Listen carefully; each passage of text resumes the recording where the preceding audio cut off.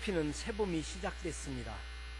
그리고 지난 주간에는 3.1절 100주년을 보냈습니다. 그리고 우리 교회는 오늘 3.1절 기념주일로 지키며 하나님의 말씀을 듣게 되었습니다. 3.1절이 있었던 100년 전 우리나라는 평화를 사랑하고 순박하기만 하던 백의 민족이라고 말해왔습니다. 그러나 우리 민족이 지나치게 운명에 맡겨 살고 너무도 우상숭배와 미신으로 찌들어 있던 나라였습니다. 그런 상황에서 기독교인을 중심으로 3.1 만세운동이 일어났으니 그것이 바로 우리 기독교인이 시작했던 3.1운동의 출발점이었던 것입니다. 결국 그런 일이 있은 후에 약 7,500명이 사망했고 그리고 약 15,900명 정도가 부상당했고 그리고 47,000명 정도가 투옥됐습니다. 47,000명 정도가 투옥돼서 모진 고초를 당하고 그리고 나중에는 감옥에서 순국을 당하게 되었습니다. 얼마나 억울한 일입니까? 세상에서 가장 억울한 일은, 가장 서러운 것은 나라 없는 서러움이라고 말합니다. 여러분, 팔레스타인과 이스라엘이 왜 그렇게 전쟁을 할까요? 팔레스타인과 이스라엘은 아마 땅은 하나인데 민족이 두 민족인 거예요. 그러니까 그 나라 차지하려고 얼마나 분쟁을 일으킵니까? 중동에 가면 크루드족이 있습니다. 크루드족은 민족은 있는데 나라가 없어요. 그러다 보니까 나라가 없는 크루드족, 민족은 있는데, 그러니까 그 크루드족은 아마 터키라고 하는 나라도 크루드족 아마 말살 정책을 피고 있고, 이라크라는 나라에서도 크루드족 말살 정책을 피고 있고, 그 아라라사를 중심으로 한 크루드족이 있거든요. 그런데 나라가 없어요. 그러니까 이 나라 저 나라에서 크루드족을 말살 정책을 핍니다. 또 시리아라는 나라가 있습니다. 시리아는 우리나라보다 훨씬 큰 나라입니다. 그리고 우리가 잘 알듯이 아시리아의 이 유구한 역사를 가진 나라거든요. 시리아는 아시리아라고 하는 아주 우리나라 역사와 비교되지 않을 만큼 긴 역사를 가지고 있던 강대국이었습니다. 그런데 그 나라가 러시아 공군기가 와서 폭격을 하고 영국 공군기가 와서 폭격을 하고 그 시리아라는 나라에 미국에 가서 폭격을 하고 또 이스라엘에서도 미사일을 쏴가지고 시리아 쪽으로 쏘고, 그래도 아무런 대항을 하지 않을 나라. 왜 그럴까요? 무정부 상태라 그래요. 나라가 내분이 일어나가지고 자기들끼리 싸우고 있으니까요. IS 소탕작전이라고 해서 다른 나라에 와서 공격을 해도 오히려 시리아 속에서 나라 반쪽에 있는 사람들 잘한다 한단 말이에요. 또 정부군에게 또 공격을 하고, 나라가 없는 무정부 상태의 시리아. 근데 여러분, 우리나라도 조선 마렵에는 그와 똑같았습니다. 러시아가 우리나라에 진격해 들어와도 뭐 막을 길이 없었어요. 청나라가 들어와도, 일본이 우리나라를 지배해도, 미국이 와도 우리나라는 아무도 뭐 항의조차도 하지 못하다가 마침내는 일본에 의해서 우리나라가 점령되고 말았습니다. 이런 운명에 있는 우리나라, 과거의 조선 말, 그런 상태에서 다행인 것은 우리 민족에게 선교사들이 있었고 예수 믿는 사람들이 하나 둘 늘어나고 있었습니다. 그때 우리들이 들었던 말씀은 진리가 너희를 자유롭게 하리라. 진리를 알지니 진리가 너희를 자유롭게 하리라. 이 말씀을 아마도 우리 선조 기독교인들은 그 말씀을 붙잡았을 것입니다. 그래서 우리나라가 국권을 상실한 상태에서도 우리 민족은 다시 한번 자유롭게 하리라, 평화로운 나라를, 참된 자유를 꿈꾸면서 3.1운동을 주도했던 것이 우리 한국교회였던 것입니다. 하나님께서는 오늘 또 우리에게 참된 자유를 주시기를 원하십니다. 참된 자유를 잃은 민족은 얼마나 서럽겠습니까? 아니면 우리 인간이 자유를 잃어버렸다면 얼마나 억울하고 답답한 일이겠습니까? 하나님의 사람인 우리들은 무엇으로부터도 매일 수가 없습니다. 죄로부터 매여서도 안 되고, 세상의 관습에 매여서 우상숭배해도 안 되고, 미신에 매이는 것도 안 되는 일이고, 우리들은 예수님께서 이 땅에 오신 것 자체가 자유롭게 하시려고, 참된 자유를 주시려고 이 땅에 오셨고, 우리에게 죄로부터, 사망으로부터 자유를 주시려고, 참된 자유를 위하여 예수님께서 십자가에서 죽으셨고 부활하셨고, 그래서 우리는 예수 믿는 사람은 주님 안에서 참된 자유를 누리게 된다는 사실을 믿으시기 바랍니다. 그렇다면 여러분, 우리가 참된 자유를 지키려면, 그 참된 자유를 누리려면 어떻게 해야 될까? 오늘 저는 그것을 말씀을 드리려고 합니다. 저는 첫 번째로 참된 자유를 누리려면, 참된 자유를 지키려면, 참된 자유란 무엇인가? 그것은 언제나 내일을 준비하고 있어야 됩니다. 준비된 사람은 자유를 누릴 수가 있는 것입니다. 우리가 그리스도인이 되었다는 것은 우리들 스스로가 나는 주님의 종입니다, 나는 하나님의 자녀입니다, 하나님께만 매여 있는 것이지, 세상에 대하여는, 죄에 대하여는, 어떤 억압에 대해서는 자유를 누리는 사람들이 우리 그리스도인인 것을 믿으시기 바랍니다. 그래서 오늘의 상황이 어떠하더라도 하나님의 사람은 언제나 내일을 준비하며 사는 것입니다. 오늘을 성실하게 살다 보면 참된 자유를 주시는 하나님께서 우리에게 자유함을 주시는 줄 믿으시기를 바랍니다. 그러니까 나는 하나님 앞에서는 내가 주님의 종입니다, 하나님의 자녀요, 종된 삶을 살지만 세상에 대해서는, 죄에 대해서는, 세상의 어떤 억압에 대해서는 우리는 자유로워야 할 것입니다. 오늘 본문 말씀 고린도전서 7장 20절 21절을 다시 한번 읽어보겠습니다. 뭐라고 했는지, 이 20절 21절 다 읽은 말씀이지만 다시 한번 한 목소리로 읽습니다. 시작. 각 사람은 부르심을 받은 그 부르심 그대로 지내라.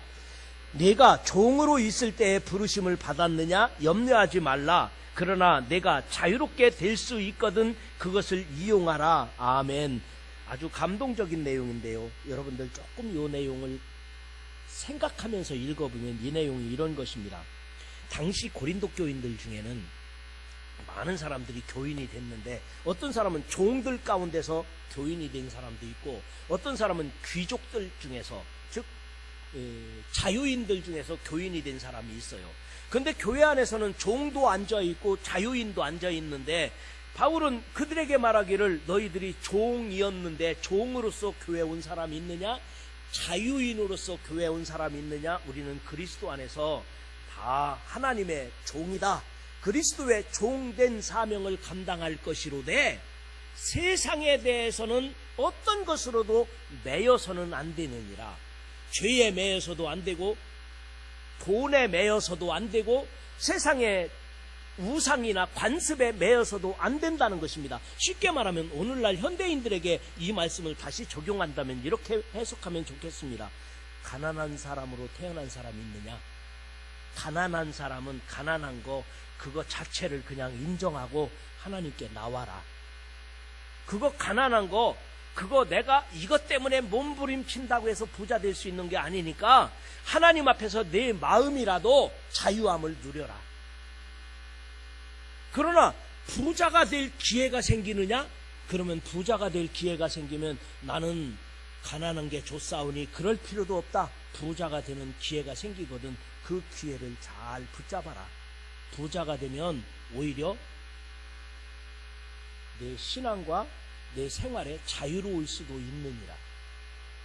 그러니까 우리들은 부자가 되든 가난하게 되든 하나님 앞에서는 종입니다. 하나님의 자녀입니다. 하나님 앞에 우리들이 헌신을 결단하며 사는 사람이 동일한 것이고요. 그러나 세상에 대하여는, 죄에 대해서는 어떤 것으로도 매이지 말라는 거예요.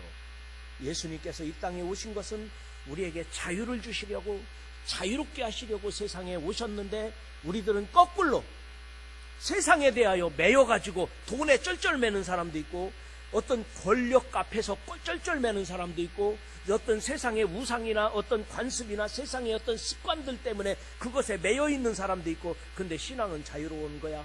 신앙은 아주 그냥 자유롭게 너부러져 있는 사람도 있다는 것입니다. 그렇게 돼서 안 된다는 것입니다. 그래서 3.1운동 당시 우리 민족도 한번 생각해 보십시오. 내일에 대한 관심도 없었고, 어떻게 보면 여러 가지로 부족했습니다. 믿음도 없었고 준비된 것이 없어요. 준비되어야 외세가 침략해와도 당당하게 싸울 수 있었고 우리 스스로가 뭐 지켜나갈 것이 있었지 않겠습니까? 그런데 여러분, 조선 말엽 우리나라는 어땠을까요? 조선은 당파 싸움에 그 성리학인가 주자학인가, 주자학이 성리학이죠? 같은 말입니다. 그 유교 사상에 아주 쪄들어가지고요, 당파 싸움만 일삼고 나라는 다 망해가고 있는데, 나라는 지금 다 러시아가 들어오고 막 미국이 들어오고요, 중국 청나라가 들어오고 일본이 막 지배해 오는데도 그냥 조정에서는 당파 싸움만 하고 있는 거예요. 쇄국 정책을 하면서요, 선교사들을 박해하면서 그랬던 나라였던 거죠. 성경은 아니지만 탈무드라는 책이 있습니다. 탈무드라는 책은 장로들의 유전, 그러니까 성경에 나오는 랍비들, 그 유대인들의 스승들의 이야기를 엮어놓은 책입니다. 그 탈무드에 보면 사람은 꼭 해야 될 3가지가 있다는 이야기가 나옵니다. 뭐를 꼭 해야 되느냐면 나무를 심는 것과 책을 쓰는 것과 후손을 낳는 일, 이 3가지를 지적했습니다. 나무를 심어야 된다. 뭔가를 심어야 된다는 거예요. 심는 것이 있어야 거두는 때가 있는 것이죠.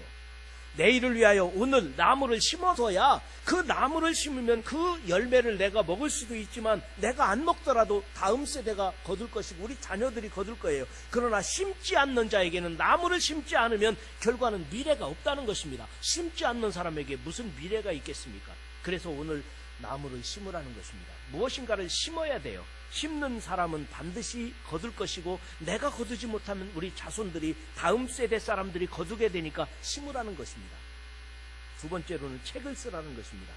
이 책이라고 하는 것은 그동안의 노하우와 경험들을, 지혜들을 글로 남겨놓은 거거든요. 여기 화초가 있으면 이 화초가 원해잖아요. 화초를 가꾸는 것은. 그러면 이 난을 키우는 방법, 그리고 이 난을 어떻게 꽃 피는 거, 이거를 하는 사람들이 시행착오를 겪으면서 연구하고 그리고 글로 남겼어요. 이 화초를 키우는 방법을, 그리고 이 화초는 뭐라는 것을. 그게 책인 거예요. 글로 남겨두지 않으면 누군가가 다시 이것을 연구하고 시행착오를 겪으면서 키워내야 되잖아요. 다시 원시사회로 돌아가는 거예요. 그래서 여러분, 책이라고 하는 것은 그동안에 수많은 지식인들이 공부한 것을, 연구한 것은 그 결과를, 그 경험을, 그 노하우를 잘 정리해서 글로 남겨줘서 후대 사람들이 딱 보기만 해도 시행착오를 겪지 않고 수고하지 않고 글로 보고, 이렇게 되는구나, 그걸 알 수 있는 거예요. 그래서 책을 쓰라는 거예요. 책을 쓰지 않는 민족은 희망이 없다는 것입니다. 글로 무엇인가의 경험과 노하우를 다음 세대와 자녀들에게 물려주지 않고서는 또다시 종이 된다는 거예요. 누구에게인가 또다시 지배당하게 된다는 것입니다. 그 다음에 3번째로는 자식을 낳으라는 것입니다. 후손을 믿음으로 양육하지 않으면 언젠가는 누구에게 지배당한다는 것입니다. 그래서 이 세상에서 가장 소중한 농사는 자식 농사라고 하지 않습니까?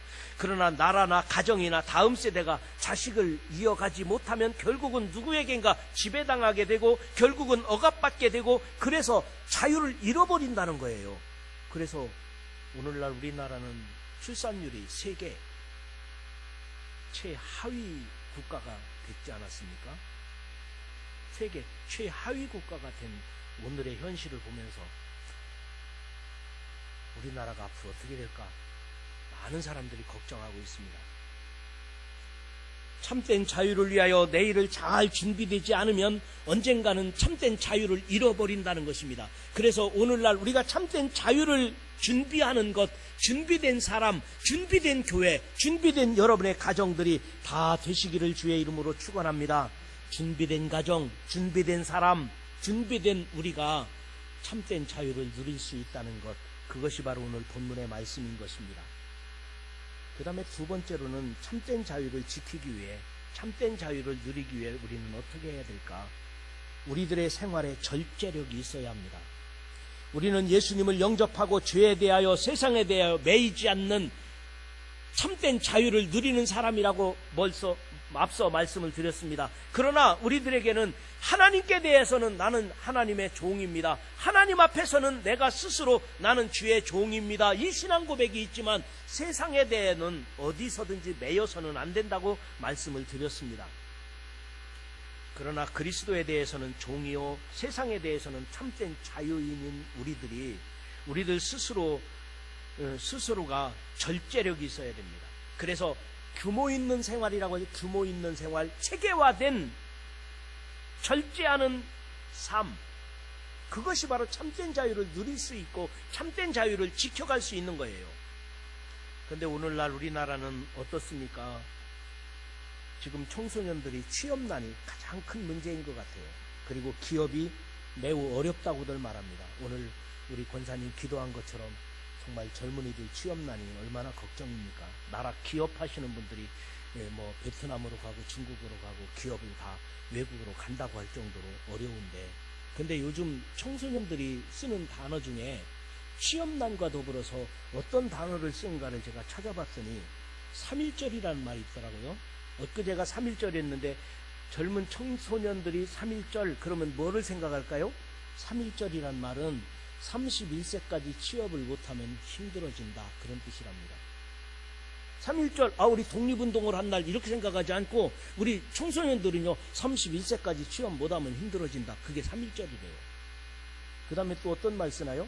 제일 많이 쓴 말 다 있죠? 헬조선. 헬조선이라는 말은 다 알고 있죠?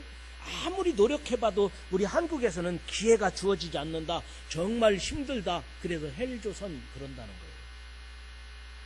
또 이런 말도 있더라고요. 인구론 들어보셨어요? 오신의 인구론 알아요? 인구론이 뭐냐면요, 인문계 90%는 논다, 그런 뜻이래요. 인문계 나오면 90%가 논다는 거예요. 이게 인구론이래요. 또 이런 말이 있어요. 돌취생. 돌취생은 뭐죠? 젊은이들은 다 알죠? 돌취생이라는 말이 있어요. 어렵게 취업을 했는데, 취직을 했는데 너무 월급도 작고 혹사시켜서 회사 그만두고 다시 취업 공부하는 사람들, 돌취생들이 그렇게 많대요. 그런데 돌취생이 무슨 공부할까요? 공무원 시험 공부하고 있어요. 우리나라 젊은이들이 대부분 돌취생이래요. 취업을 했다가 그만두고 도로 취업 준비를 하는데 공무원 시험 공부하는 아이들이 그렇게 많다는 거예요. 여러분, 이렇게 우리들은 정말 힘든 시대를 살고 있어요. 이렇게 힘든 시대를 살면서도 우리들이 자제력을 가지고 절제력을 가지고 어른들도 아이들도 우리가 다 정말 좋은 나라를 만들어 가야 된다면, 오늘 저는 22절 23절을 봤습니다. 22절 23절도 한 목소리 다시 한번 읽어볼까요? 23절 시작. 주 안에서 부르심을 받은 자는 종이라도 주께 속한 자유인이요, 또 그와 같이 자유인으로 있을 때에 부르심을 받은 자는 그리스도의 종이니라. 너희는 값으로 사신 것이니 사람들의 종이 되지 말라. 아멘. 저는 이 말씀을 깊이 몇 번을 읽어봤어요. 핵심이 저는 이 말씀이에요. 22절에 부르심을 받을 때 종이었던 사람이 있지, 가난한 사람이었는데 예수 믿은 사람이 있지, 힘든 상태에서 예수 믿는 사람이 있을 거야. 그 사람은 마음의 자유를 누려라, 괜찮다, 내가 성실하게 살다 보면 하나님이 기회를 주신다는 거예요. 그런데 자유인이었는데 예수 믿은 사람이 있지, 그 사람도 내가 자유인이라고 멋대로 살지 말고 하나님 앞에서는 내가 종으로 살아라, 종된 마음을 가지라. 그리고 너희는 값으로 사신 것이니 사람들의 종이 되지 말아라. 우리들은 생활에 절제가 있어야 합니다.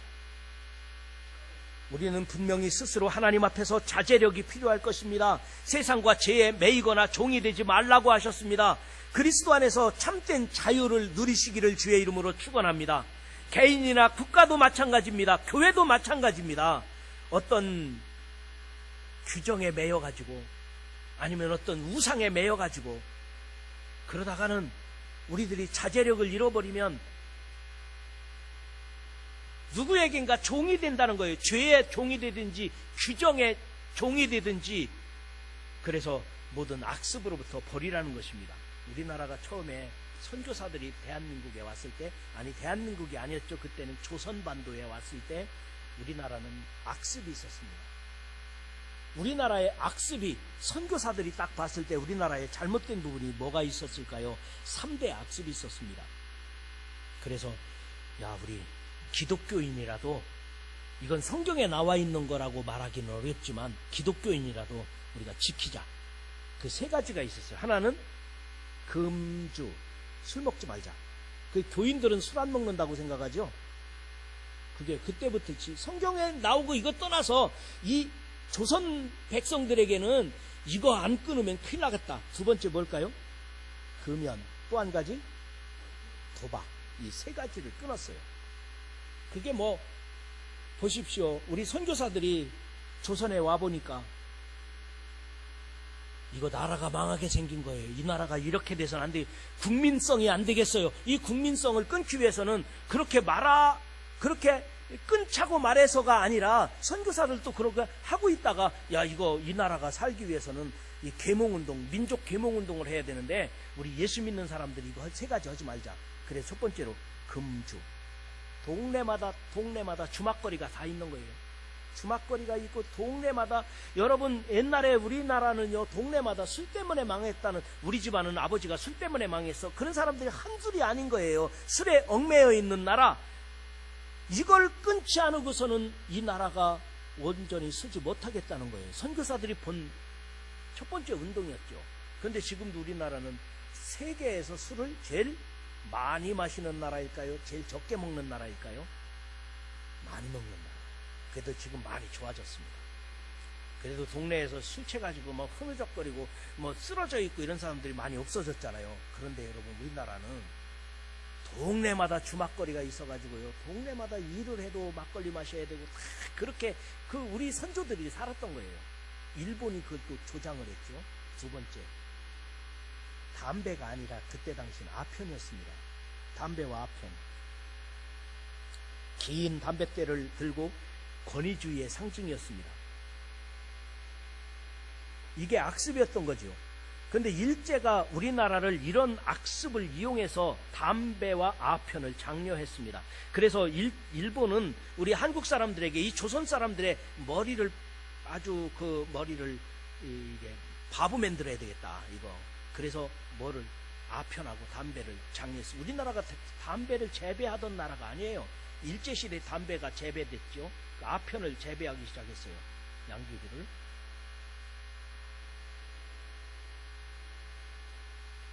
그 다음에 3번째 뭐였죠?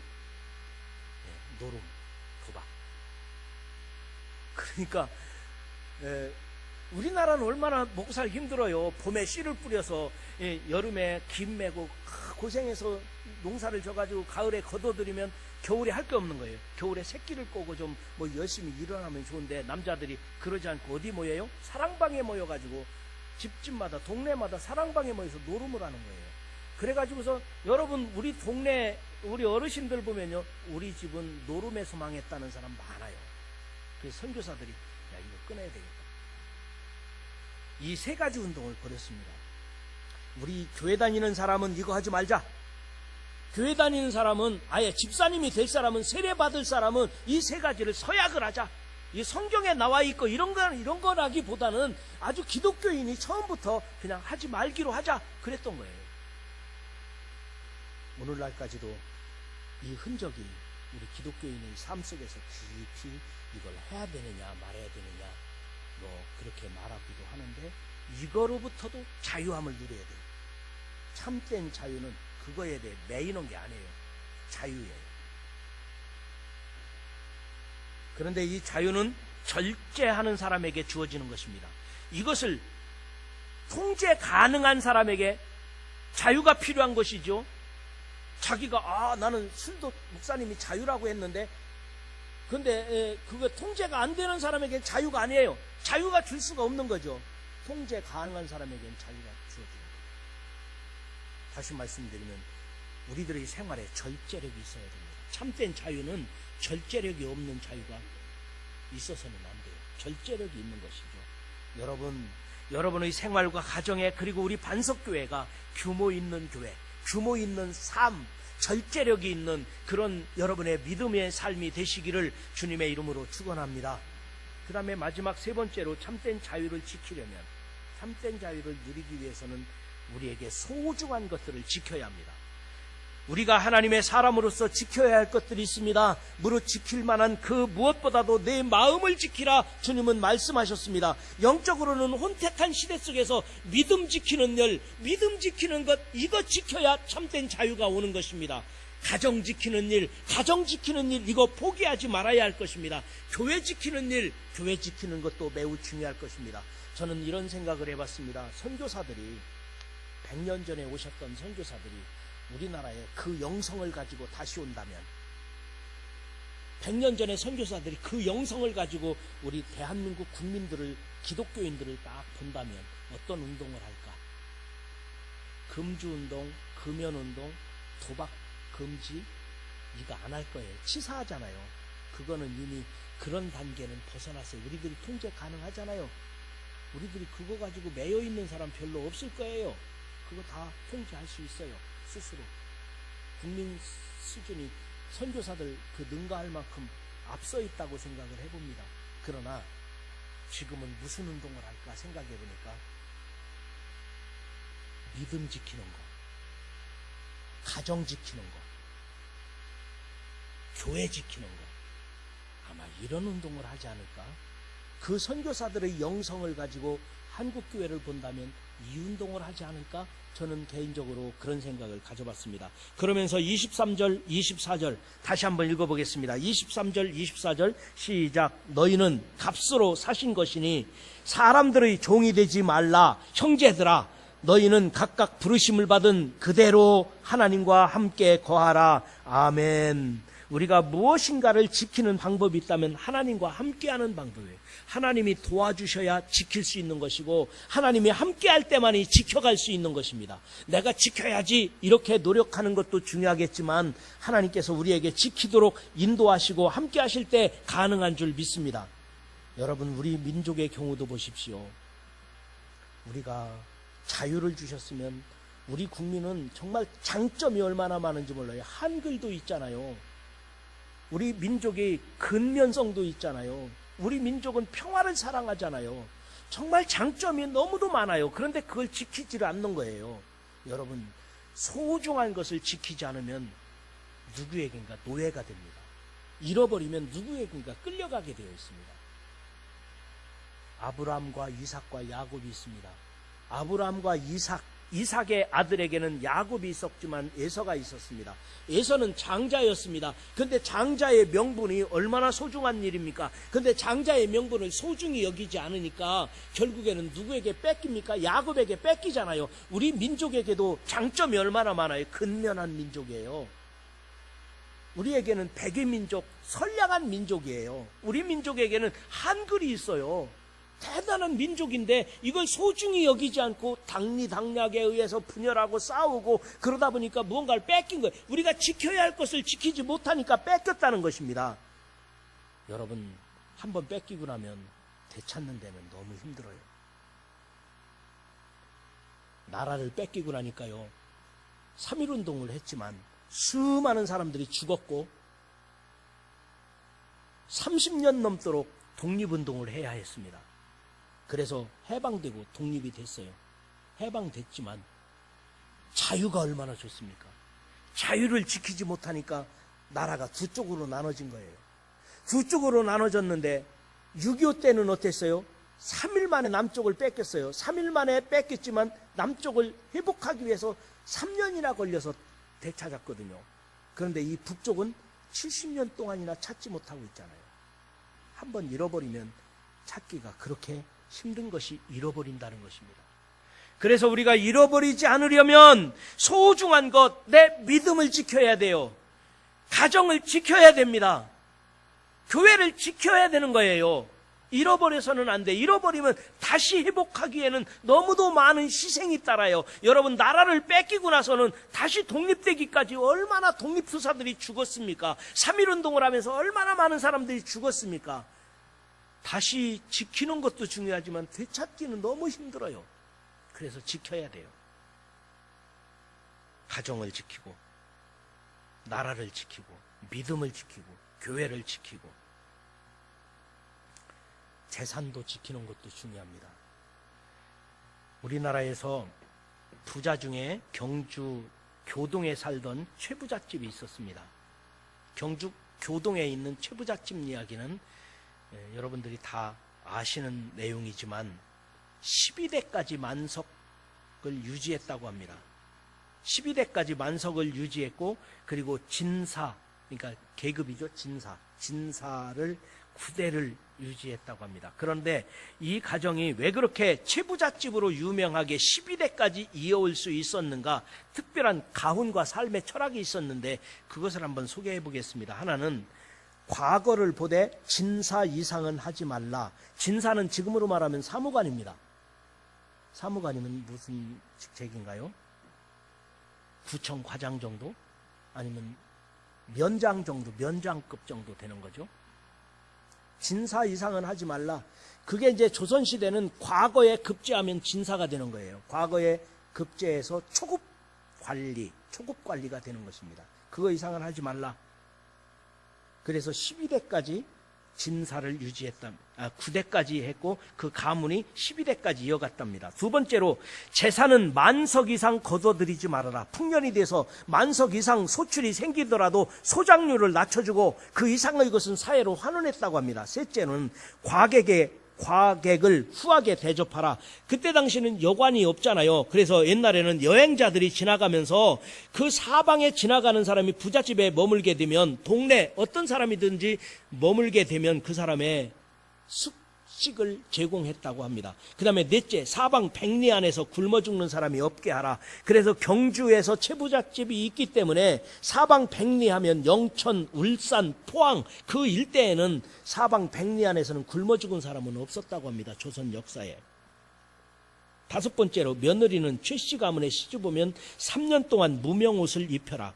남에게는 넉넉했지만 자신에 대해서는 엄격했다고 말합니다. 그것이 가풍을 이어가는 방법이었대요. 마지막 여섯 번째로는 흉년에는 남의 논밭을 사들이지 말아라. 불공정 거래를 하지 않았다는 것입니다. 그러니까 12대를 이어가고 마지막 12대째 됐을 때 영남대학교에 재산을 기부했습니다. 그래서 오늘의 영남대학교가 있게 됐는데요. 여러분, 세상에서도 재산을 지키는 것이 중요하잖아요. 그런데 그냥 지켜지는 것이 아니라 나름대로의 철학이 있었다는 것입니다. 오늘날 우리들에게도 마찬가지예요. 정말 중요한 게 뭐냐고요? 믿음 지키는 것, 가정 지키는 것, 신앙 지키는 것, 우리가 지켜야 될 것이 있어요. 진리를 알지니 진리가 너희를 자유롭게 하리라. 이 믿음을 잃어버리면, 내가 지켜야 할 것을 지키지 못할 때 우리는 자유롭지 못한 거예요. 무엇인가에 매이게 되는 거죠. 자유를 상실하게 되는 거예요. 사랑하는 성도 여러분, 이 자유라는 것은 우리 독립운동가들이 그렇게도 갈망하던 거예요. 이 자유가 소중한 것입니다. 믿음이라고 하는 것은 주님께서 믿음으로 자유롭게 하리라고 하셨어요. 십자가에서 죽으시면서 우리를 구원하신 것은 죄에 대하여 매이지 않게, 사망에 매여 있지 않게 우리를 자유롭게 하시려고 주님께서 이 땅에 오셨고 십자가를 지신 거예요. 그렇다면 우리는 이 소중한 자유를, 소중한 진리를, 구원받았음을 잘 지켜갈 수 있는 여러분 모두가 되시기를 주님의 이름으로 축원합니다.